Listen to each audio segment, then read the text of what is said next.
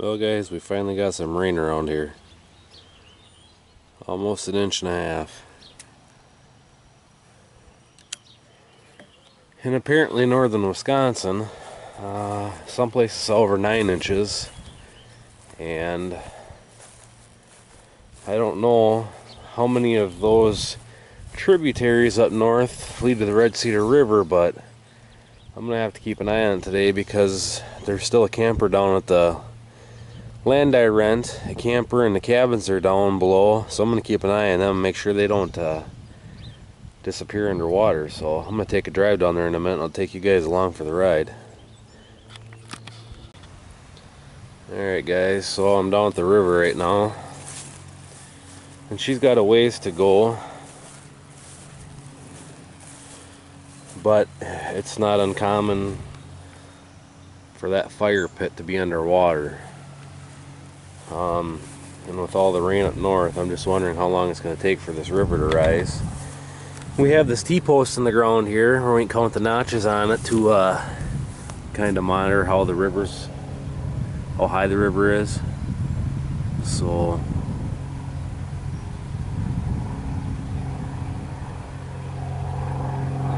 got 17 notches out of the water right now. So I am going to keep an eye on it, just in case. 2 or 3 years ago, the gypsy hut, the camper, and the cabin were out of water, but right on the other side, it was like a little island right here that was out of the water. Everything else was underneath water. And the driveway coming down, we were down here trying to get the stuff moved, and my wife came walking down here and the water was up to her waist in the driveway. So that made it interesting for getting some of the stuff out of here. So I'm going to keep an eye on it because I don't have a fifth wheel plate, and this camper has a fifth wheel plate, not a gooseneck conversion on it. So if it has to be moved, I'm going to have to get a hold of the landlord and have him come down and move that.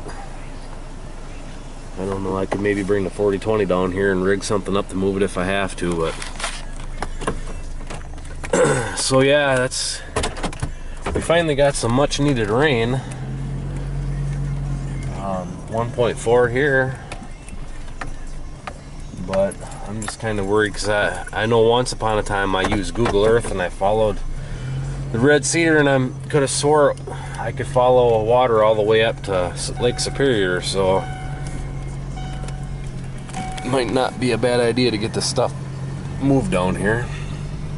Yeah, this is all underwater. It was waist deep. You see the electrical panel.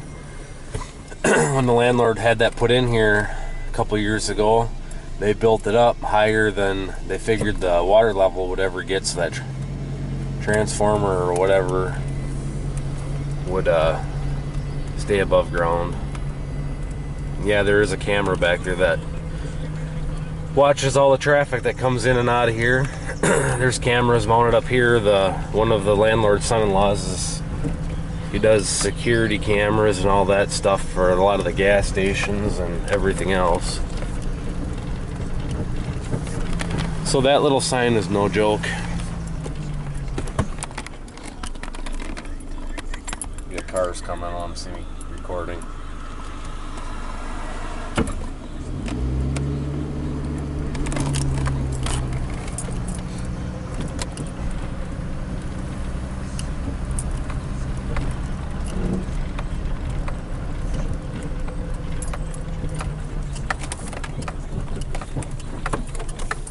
This is the hayfield down here that I rent. You can see second crop is coming back. This rain will sure help with that because I added it up the other day, and I want to say in the last month we've had, it's been over a month, but in the last little over a month we've had 7/10 of an inch total, and a lot of 90+ degree days. So it doesn't take long for this sand to dry out. You can see the sand knobs up there, along with the mosquitoes buzzing around my truck right now. those are all sand knobs up there, and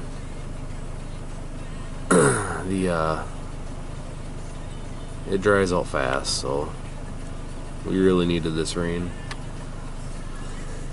Anyways, there's a little bit about down here in the river, the mighty red cedar.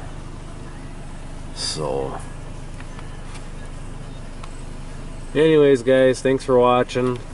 Please comment, rate, and subscribe, and stay tuned for more.